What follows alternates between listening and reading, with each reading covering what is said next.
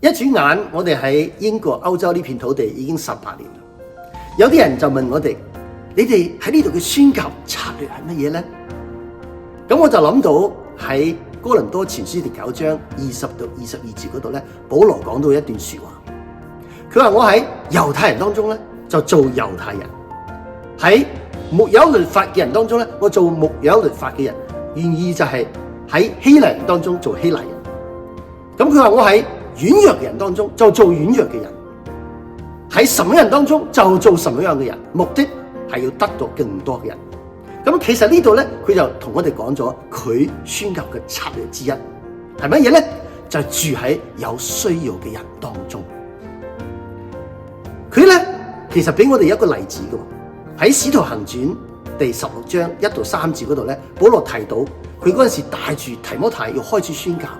咁我就為咗宣教原因，幫提摩太行咗割禮。點解咧？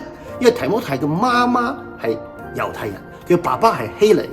為咗方便喺猶太人當中傳福音，佢就幫咗提摩太行咗割禮。呢個就係一個例子，係有需要嘅人當中住喺有需要嘅人當中。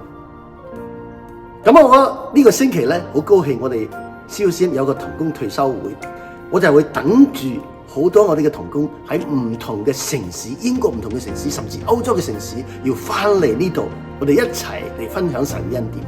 我好感恩我哋嘅同工，而家就分散喺唔同嘅城市當中，佢哋住喺有需要嘅人當中，同佢哋一齊哭，一齊笑，為着要得更多嘅人。呢個就係我哋宣教嘅責任。所以我邀請你為我哋祈禱，叫我哋喺神嘅宣教路上繼續咁樣向前行，為咗領人歸向耶穌基督，行更遠嘅路，住喺有需要嘅人群當中。